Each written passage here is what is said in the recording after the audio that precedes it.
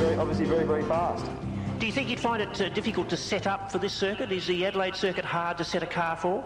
Well, you really don't get enough time to do much sorting, so it's a matter of trying to bring the car here as good as you can for the first session, and then hope for the second session you've got a good package. Yes, it's a bit of a problem when a circuit is sort of not available for testing at any other time, isn't it? Oh, it always is, but, you know, it's the same for everybody, so you can't complain. Indeed. Well, very best for this weekend, and let's put on a good race, eh? Yeah, thanks, Tom. Okay. Move back to the second row to car number 10, which is Mark Larkham. Mark Larkham, a previous Formula Ford competitor and a... Day in an M5 BMW driven by our former Formula 1 champion, world champion, of course, Alan Jones.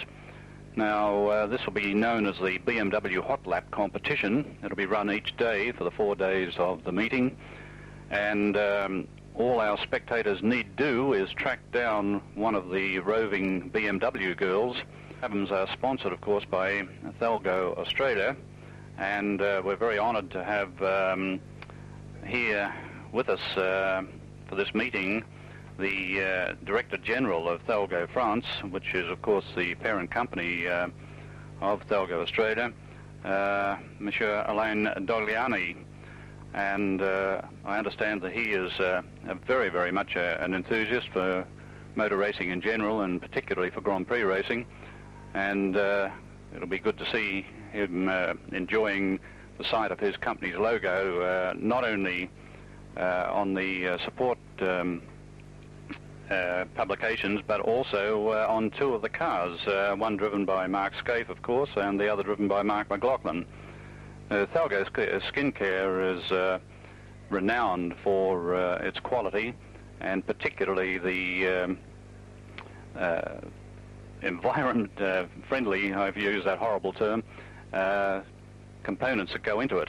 It's very carefully developed, and I understand that it's receiving very great acceptance by the ladies who are using it.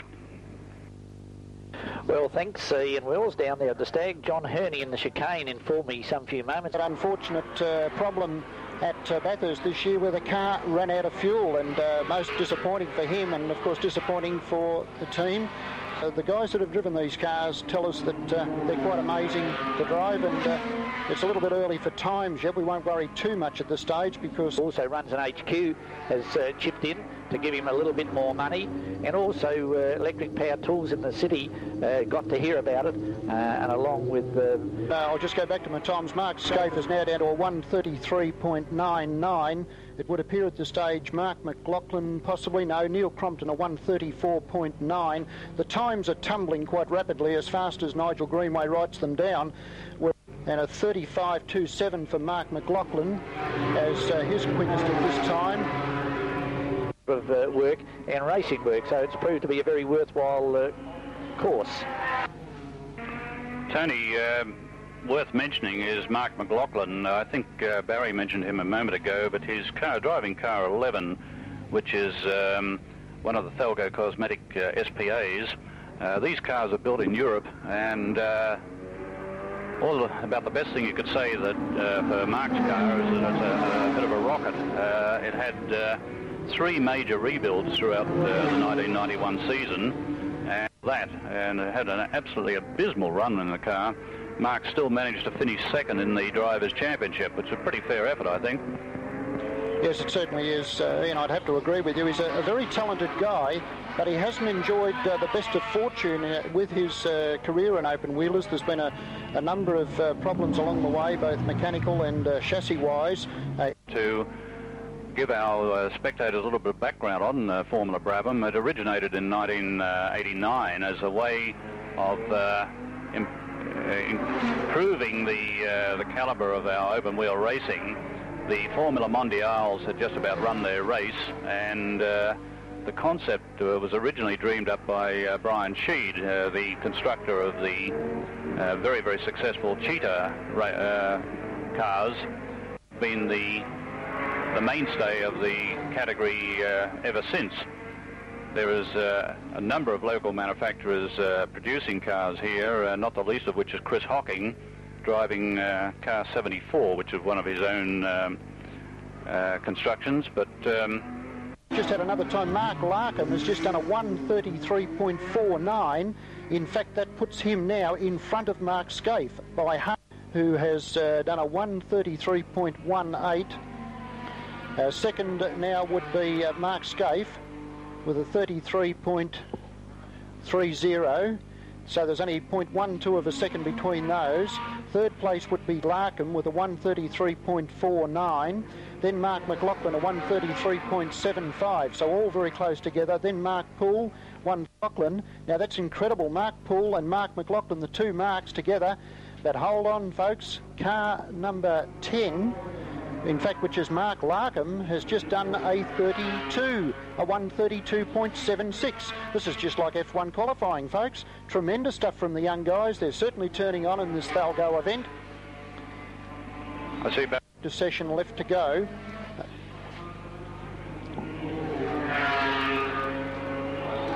And word from John Herney, thank you John, is that Larkham just hit the curb down there at the chicane and dislodged the nose cone. So folks, it works out that there is 1.6 seconds between the top 6 cars at this stage. We've just had a 1:32.18 by car number 3, so a new fastest time, folks, by Mark Scaife, a 1:32.18 in this event, the Thalgo race for Formula Brabhams and Formula 2s, and Neil Crompton. So that's the situation. So Larkham on the front row at this time with Mark Scaife, and Neil Crompton on the second row of the grid. And the next quickest would be Mark Poole by the look of it, with a 1:33.64. So the local lad will be on the second row of the grid at this time. I was talking about that. Mark McLaughlin has done a 1:32.42. And we might just quickly have a look at the top 6. We'll just quickly go through them for you. Fastest time going to Mark Scaife with a 1:32.05. The second fastest time will go to Mark McLaughlin, who's come out of the clouds on the last lap of practice to do a 1:32.42.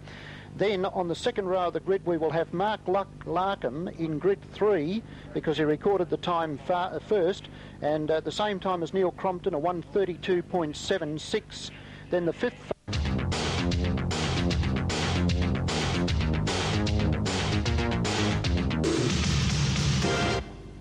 from Victoria, is a 1:32.05 was the fastest car.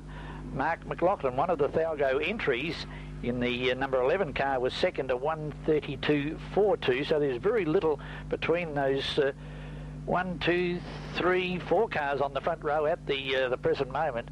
And as Ian said, these are the cars that will be taking part in the Thalgo Trophy. They're already going. So silly, not to suggest that the overseas way was the silly way to go, but to try and keep costs down, hence things like sophisticated carbon fibre chassis and the like were not allowed to be used here by Neil Crompton, and the car used to win this particular race at the 1990 Foster's Formula 1 Grand Prix. But it's done a bit of an about-face. As far as the car swapping is concerned, Neil Crompton, who running very fast yesterday, a fantastic effort by Neil. Sure, he's done a couple of touring car races, and he's fresh from Bathurst in the HRT Commodore, but he's not driven a Formula Holden, has not driven an open wheeler since this time last year, when he got second on the grid by a narrow margin and won the race. He's leased this car from Simon Kane, who is last year's Australian driving champion. I hope you can follow all that. Simon Kane was the main man in Formula Holden last year. He's stepped out of Formula Holden this year. He's been to Europe for a bit of a stint over there. Unfortunately couldn't score himself a drive, but he's leased the car to Neil Crompton, who's making very, very good use of it. An identical time, in fact, with Mark Larkham. So a good old scrap will be happening between those two guys in this session, I would suggest. And they're the four main guys, I would suggest. We've got about a second, almost a second back to Mark Poole, who very nearly snatched pole position last year in the TAFE Team Motorsport entry. This Shrike, a name will not be unfamiliar to many Adelaideans because it's built and designed and built right here by the fantastic young guys and their teachers at the TAFE College. I think it's at Croydon Park. There's a couple of Shrikes in the field as well. Paul Morris running the other one back in position number 10 yesterday. Paul Morris, a Formula Fordster who graduated to the Formula Holden ranks this year. A couple of drives in the races at Eastern Creek impressed a lot of people, and especially so, he impressed Frank Gardner, the Supremo of the Benson Hedges team, because they've now announced that young Paul Morris will be driving a third BMW M3 in next year's Australian Touring Car Championship. But I guess that's the furthest thing from Paul Morris's mind at the moment. He'll be concentrating on Formula Holden. What's happening down your end? 7.51, but down to Tom Norton in the pits. Well, thank you, David. Yes, Mark Scaife was in the pits here before, as Tony correctly said. It wasn't a real problem with the brakes or anything like that, Tony. Oh, we've got number 26 has done it all terribly, terribly wrong. It's Jeff Watts, Chris Hocking, I should say. Chris Hocking, I can't see where he's done it, but he's slid wide on the track. It's around the back. A Formula One track in front of the Grand Prix drive, the Grand Prix team managers, and I can be fairly confident that some of the drivers will be hoping to make a big impression. It's fairly fanciful, perhaps a bit pie in the sky, but it is nevertheless a big chance for the drivers to strut their stuff in front of the guys who make all the decisions. Yes, I think you're right, David. There's also that even if they don't necessarily have aspirations to go on to the top echelon of the sport, there's also that desire to perform well in front of their home crowd at the biggest. Brabham's the last chance for the guys to sort out who's who in the zoo, who will be leading the field, as a word from the front row grid positions. Very, very important on a tight track like this. We've been talking. In fact, we've got 5 cars all in the 33s. Mark Scaife's done a 33.08. Then we go to Larkham with a 33.48. And then we go to 33.57 for Neil Crompton. Then we go to a 33.82 for Poole. And then we go to a 33.97 for McLaughlin. All of those times, in fact, are over a second, or about a second slower than what they achieved yesterday. Australian champion. I'm sorry, it's driven by Keith Carling. And it's a Relt RT21. Now, the interesting thing about it is that this car is owned by Dave Moore, who works on a very, very slender shoestring, and the car was almost utterly destroyed in a huge accident. The best lap now has gone to Mark Scaife, a 32.23, which still doesn't match yesterday's time, by the way. A 32.23 today for Mark Scaife, a 32.05 yesterday. McLaughlin a 32.42 yesterday, today a 33.12, but would still retain second place on the grid, I would say, at this stage. Larkham almost a second slower than yesterday, a 32.76 is against a 33.48 today. The track is about a lap slower than it was yesterday. Know now, after many years, that a change in ambient temperature can make a lot of difference to the grip situation as far as these race cars are concerned. That's just pontifications on my behalf, but certainly the bottom line is the track certainly appears to be slower, at least as far as the leading half dozen or so competitors are concerned. Yeah. Just getting back to Mark McLaughlin, he came in for for front suspension adjustment. I had the time to have a chat with him, and he said that the track is definitely slower. It's a balance always between the temperature and the amount of rubber on the road, balanced out by any oil. Now, there was oil on the exit to the pits, certainly, as Tony rightly described, but apparently there... With his time from yesterday, a 1:32.05. Today has done a 1:32.23. Yes, I think that was his best time. Now, Mark McLaughlin has got very close to, and we've had a spin down there. Chris Hocking at his stage, and I'll go back to what I was saying. Mark McLaughlin was the second fastest yesterday, has just done a 32.65, but still outside the time achieved yesterday. Also in the 32s on both days, Larkham, but hasn't improved his position. Crompton likewise, in fact about half a second slower than yesterday, and still fourth, and Poole still fifth. Davison would be sixth, and we would believe that Paul Morris would be seventh at this stage. That's as we see it. We're not sure that was a replay situation. I think it might have been something from earlier on in the session. The television just showed us that car number 12, Tony Blanche, in the Thalgo Cosmetics car, had a bit of a lose, but looked like an exact repeat situation of the one he had earlier on. I think it might have been a replay. So, yes, that's correct. Mike Drew has had another lose down here at the chicane. As we see it here, so perhaps if we could give you the provisional top 7 or 8 as we see it. Mark Scaife, from the time that he established yesterday, not today, with a time of 1:32.05 will have pole position. Alongside him will be Mark McLaughlin in the Thalgo car. His time also from yesterday, a 1:32.42. Then we should have Mark Larkham. His time also from yesterday will be in third place. Fourth.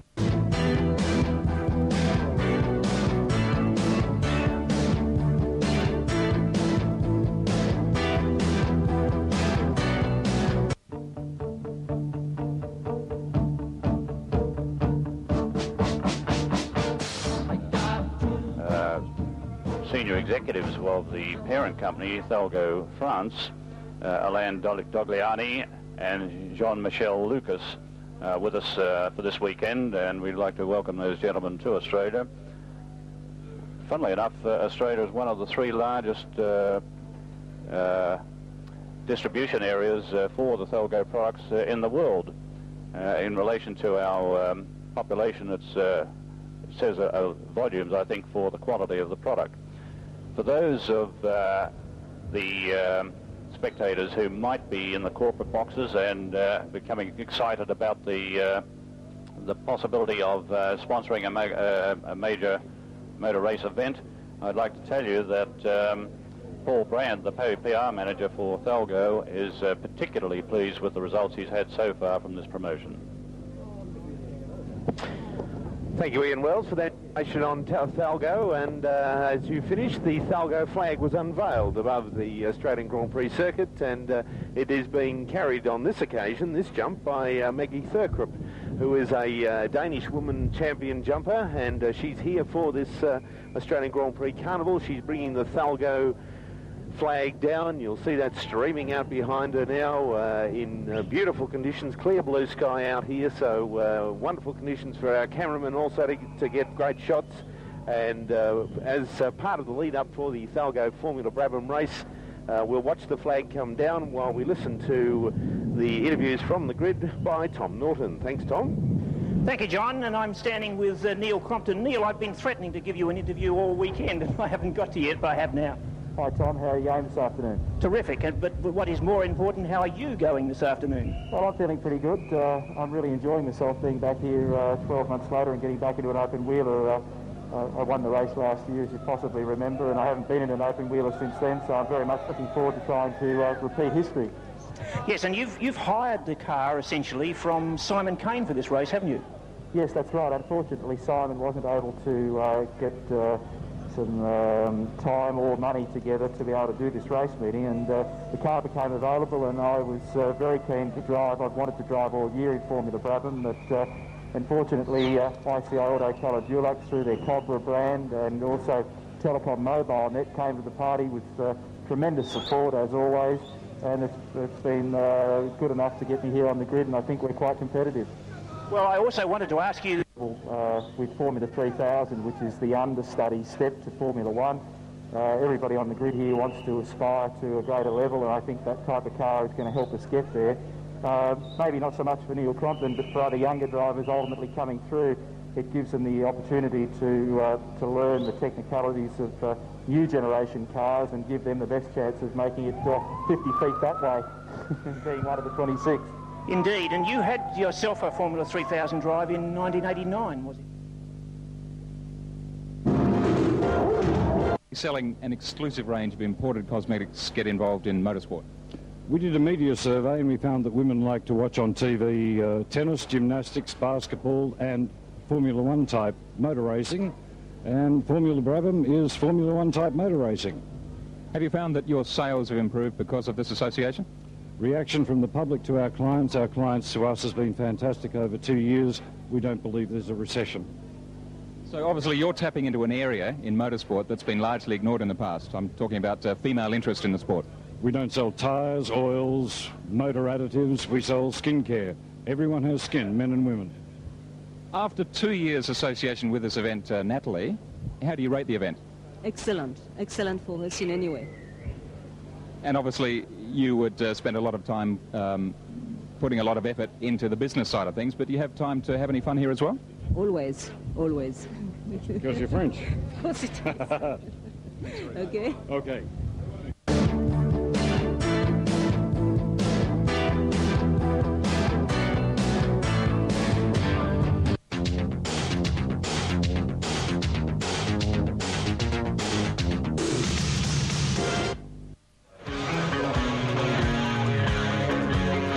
weather conditions in Adelaide right now after a showery start to the day as all the cars line up on the grid for the Formula Brabham's 15 laps around this Adelaide circuit.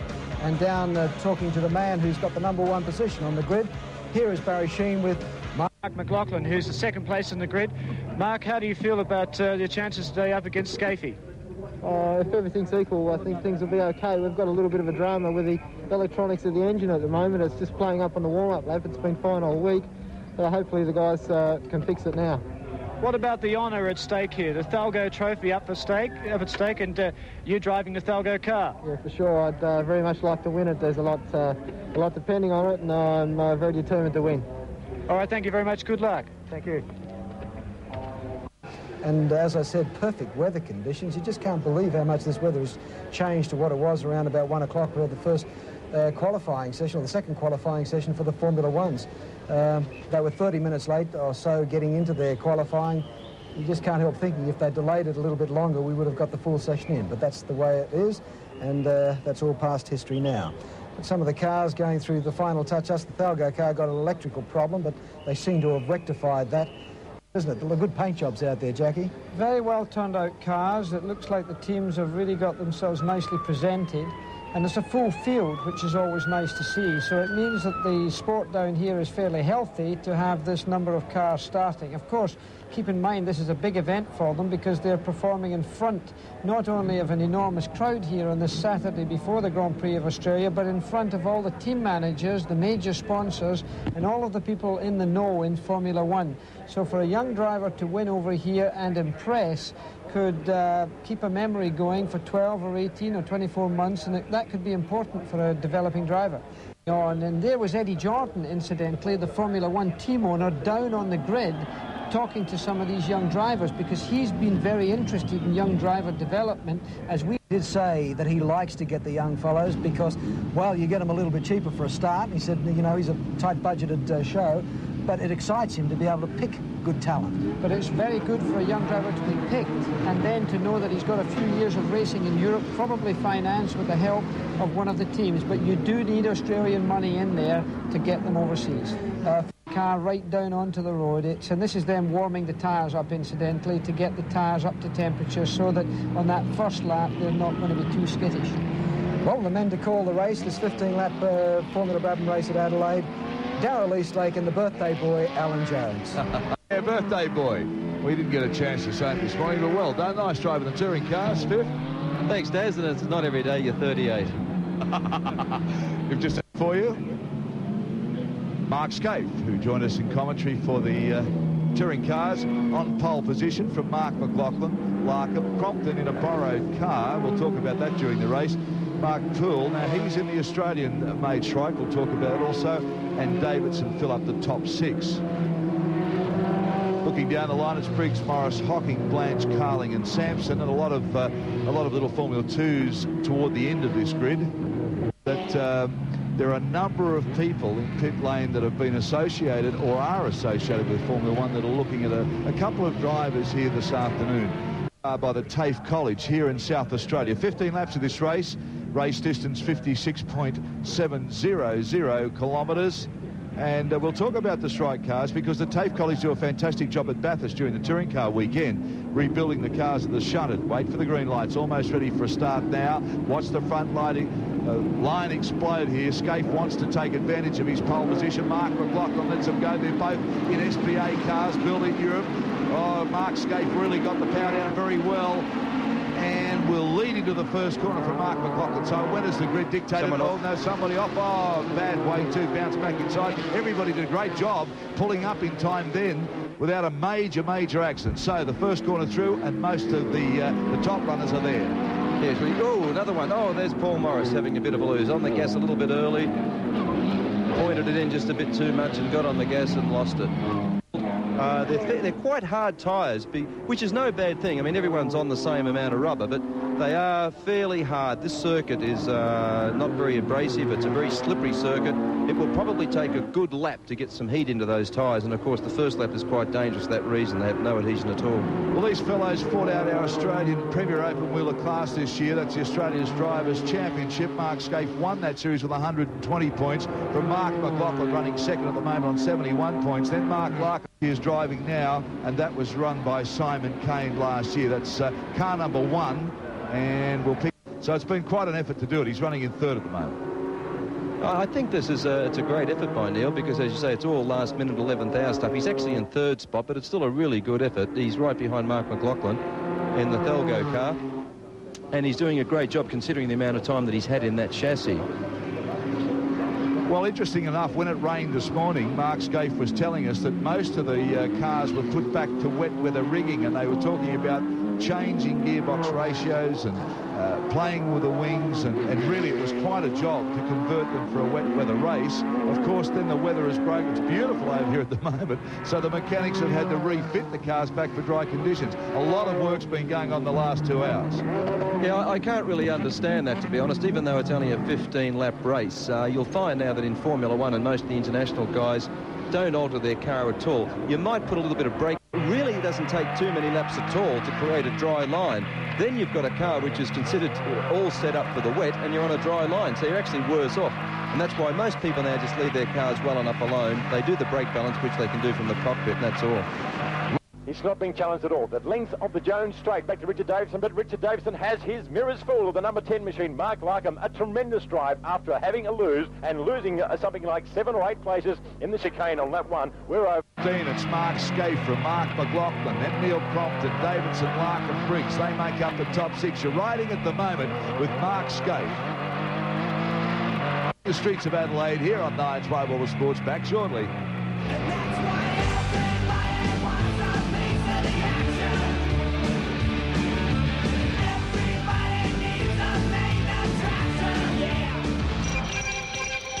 Tonight on National 9 News. Life in the fast lane is fast and furious and rough on your skin. Prevent premature skin aging and maintain your skin with Thalgo Intensive Skincare. Thalgo's award-winning cosmetics are in season all year, protecting your skin from Australia's extremes of climate. Call your qualified Thalgo beauty therapist now. Thalgo, tomorrow's skincare today. In my job, fresh breath is a must, so I rely on Tic Tac. A little Tic Tac gives me lots of freshness in only 1.5 calories. That's clever. Tic Tac, lots of freshness, only 1.5 calories. Of Adelaide, right around Australia, Scaife, McLaughlin, Crompton, Larkham, Davison and Briggs make up the top 6 for you. And Mark Scaife certainly building up quite a lead now. You're looking at Mark McLaughlin in a very similar car, an SPA. This is the Thalgo car. And Mark McLaughlin started racing when he was 16. Now, he competed in Formula V first. He was second in the 86 Formula 2 Championship, so he moved up a notch in power there. He joined the Thalgo racing team in 1990. And he's also had a factory drive over in Belgium, just once or twice, so he's had a fair taste of open-wheeler racing. Mansell and centre coming into the right-hander. Oh, dearie me. It's Brian Sampson on the gas pedal a little bit too soon.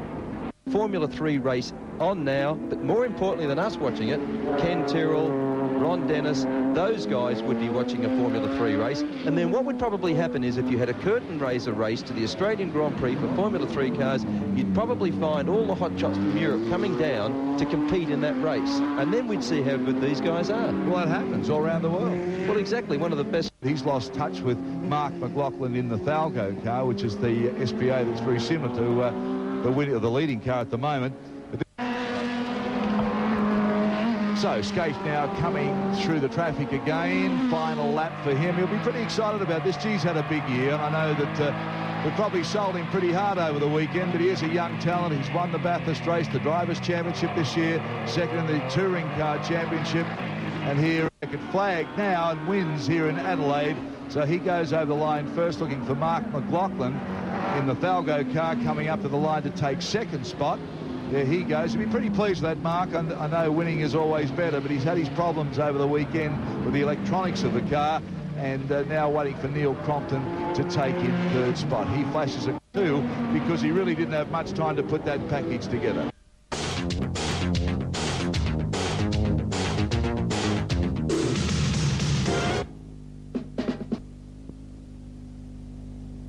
race.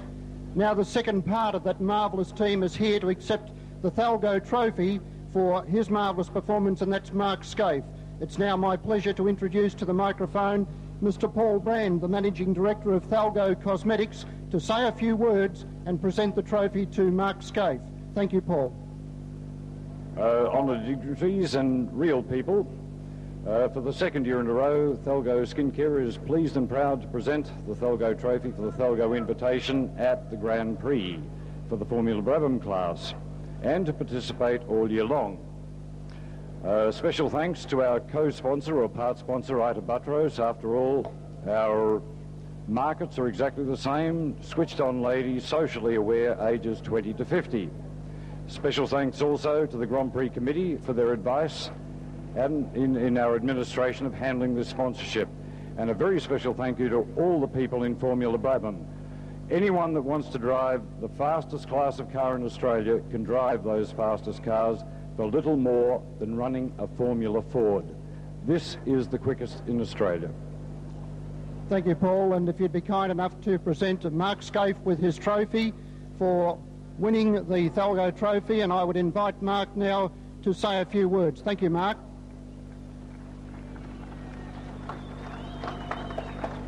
Thank you very much, Paul. We've come here this weekend, and it's probably usually the end of our year. It's always fantastic to come to Adelaide to race here. First, I'd just like to thank our sponsors, Shell and Gibson Motorsport, for their support this year. To all our team, Freddie and all the guys, the car was fantastic, and hopefully if we run this class again next year, we can keep on doing the same thing. Thank you very much. Thank you very much, Mark. And I'd now like to ask Mrs. Nathalie Brand, the co-director of Thalgo Cosmetics, if she would be kind enough to hand the trophy to Mark McLaughlin for a very good second place. And Paul, if you would be kind enough to give the third place trophy to Neil Crumpton. Tremendous performance. And I'd now like to invite these lovely Thalgo girls to hand these three gentlemen the champagne. Thank you, guys, and back to you at Central Commentary. I'm getting out of here.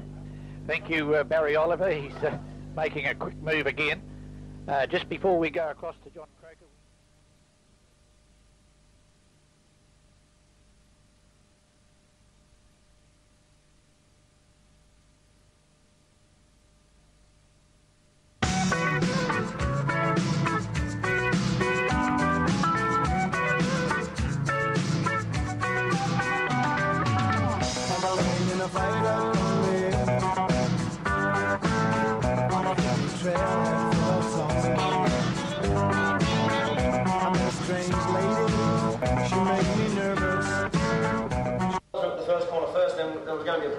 For the rest of the race anyway, so I tried pretty hard early to get a bit of a gap, and then the lap traffic really made up for what the gap was. On one lap I might have got a bit better run with traffic than Mark, and then the next lap he might have got a bit better run than us. So I just looked at the gap and run it about sort of 10 seconds, and that was about it.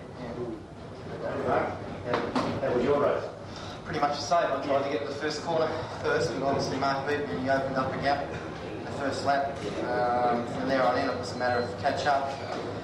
I think after about the first 5 laps, the gap sort of stabilised until we got to the traffic, and it was pretty much the same sort of thing. It was just up and down, but I think really the race was won in the first corner. Yeah. Well, Neil, you would have been in a good position to see what happened in the first corner, lead. Yeah, I got quite a good start and jumped Larko and sort of tucked in behind Mark Mack. Didn't really see skating much at all. He just blitzed off in the distance, and lap and a half, 2 laps in, both the water and oil went off the gauge, and it started to basically seize. It just felt very lethargic when the handbrake was on, so I pressed on a bit because I could still get the sniff of Mark's car there, but it was all in vain, so I just rolled around and Carbon fibre cars? Yeah. Well, I think carbon fibre cars are a very positive step because we've got currently Mark McLaughlin and I have the same car, and it doesn't matter whether it's any of the aluminium honeycomb cars. To replace them with a new one, there's around about £55,000 as a rolling chassis. So to go to an F3000 carbon fibre car is less than half the cost, and what it does primarily is get our racing up with the highest level worldwide. So the 1000 car, you must run it with its standard configuration wing, which obviously has less downforce because they're smaller wings. So the so they will still be competitive for sure. I think there's very much a chance that you could still win races next year. shortly for sponsorship. I neglected at the start to thank Thalgo for their support for Formula Brabham. They have supported it now. I think here was 3 years now. Second year this year. And they've done a great job. Of course, they supported Mark's team. So worth mentioning about the engines now, the fact that they are so reliable. They're virtually trouble-free, and after the initial start and bad run they had, engine costs are virtually non-existent compared to even Formula 4. They're just reliable. All the guys this year, I don't think anyone's had a failure. It's just a matter of pulling them down and maintaining them on schedule. It's just getting 2,000 k's out of an engine. So basically, we could do, there's 4 race meetings at Eastern Creek, we did them all on one engine. So that's pretty good now. Okay. No, I think as a group we've been trying to get a package together for TV and for venues for next year, but we're a fair way away from finalising things. We'd like to probably get to a point where we can race a touring car against, because it's very important for us to have people here to watch our show. At the moment, the touring car circuit, the A-grade circuit, and the D-graders, to make us stand on our own is very, very hard. So, hopefully, if we go to places where 25,000 people there watching, you can make the series become more high profile. The other thing, of course, it's really important to coverage. It's essential to have some form of TV coverage. If you have it on TV, well, people aren't going to see, and it's not going to work. So it's very, very important. Do you think it would be better for the class if you did race at other circuits?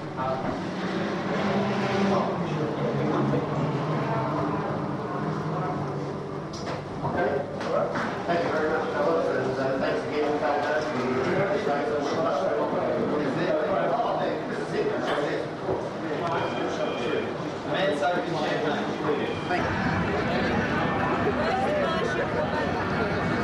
Hey, how about some eyes, you goddamn strange people?